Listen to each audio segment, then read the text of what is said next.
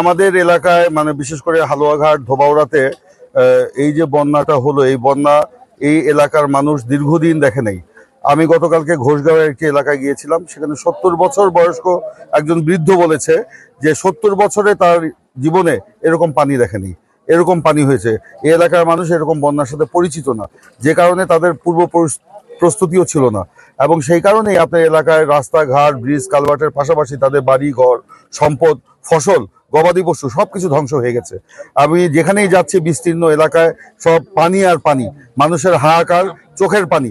আগামী ফসল যেটা আমন ফসল উঠতো, সেই ফসলও সব পানিতে তলিয়ে গেছে, ফিশারিজগুলো সব ভেসে গেছে, হাঁস মুরগি বলতে কিছু নাই, গবাদি পশু মরে গেছে। এরকম একটা পরিস্থিতিতে আমরা অবস্থান করছি।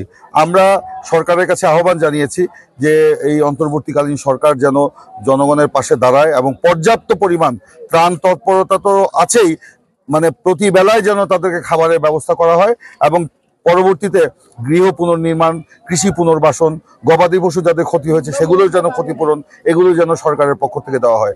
আমরা আমাদের দলের ভারপ্রাপ্ত চেয়ারম্যান জনাব তারেক রহমানের নির্দেশে আমরা মানে প্রথম দিন থেকে, ডে 1 থেকেই আমরা এই পানিবন্দী মানুষকে উদ্ধার, তাদেরকে আশ্রয় কেন্দ্রে নিয়ে আসা, আশ্রয় কেন্দ্রে খাবার পৌঁছে দেওয়া, এবং অন্যান্য এলাকায় যারা এখনো মানে পানিবন্দী অবস্থায় আছে তাদের বাড়িতে বাড়িতে খাবার পৌঁছে দেওয়া, তাদেরকে উদ্ধার করা, এই কার্যক্রম কিন্তু আমরা চালিয়ে যাচ্ছি। ইনশাল্লাহ আমরা তারেক রহমানের নির্দেশেই আমরা কৃষি পুনর্বাসনের কাজ করব, গৃহ পুনর্নির্মাণ করে দেবো, এবং রাস্তাঘাট যাতে, আমরা তো সরকারে নাই, আমরা করতে পারবো না, তারপরে যদি যেটুকু সহযোগিতা করা দরকার আমরা সেটা করব। আমি দলের পক্ষ থেকে গতকাল থেকে ব্যাপকভাবে এখানে আমরা ত্রাণ তৎপরতা চালাচ্ছি। প্রতিটা আশ্রয় কেন্দ্রে আমাদের নেতা কর্মীরা সেখানে কাজ করছে, এবং একই সাথে তারা, আপনি জানেন দুর্গাপূজা আসন্ন, সেই দুর্গাপূজার স্বেচ্ছাসেবকের কাজও কিন্তু আমাদের নেতা কর্মীরা করছে এই ত্রাণ পুনর্বাসনের, ত্রাণ তৎপরতার পাশাপাশি। তো আমি সরকারের প্রতি আবারও আহ্বান জানাবো যে এই সামান্য কিছু এই ত্রাণ সামগ্রী দিয়ে আসলে কিন্তু এই লক্ষ লক্ষ মানুষকে আপনার সহযোগিতা করা যাবে না, ব্যাপক ত্রাণ তৎপরতা যেন এখানে চালানো হয়। আপনি সরকার যে সহায়তা দিতে আপনি কি সন্তুষ্ট? এখন পর্যন্ত সন্তুষ্ট হওয়ার মতো কিছু নাই, কারণ এই যে আকস্মিক বন্যা, এই আকস্মিকতায় কিন্তু সবাই হতবিহ্বল। এটার জন্য সরকারও কিন্তু প্রস্তুত ছিল না, প্রশাসনও প্রস্তুত ছিল না।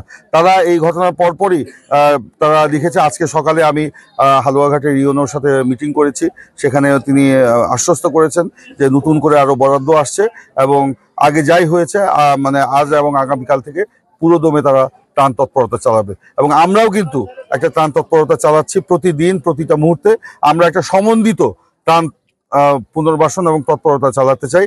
এই জন্য আমরা প্রশাসনের কাছে সেই প্রস্তাব দিয়েছি।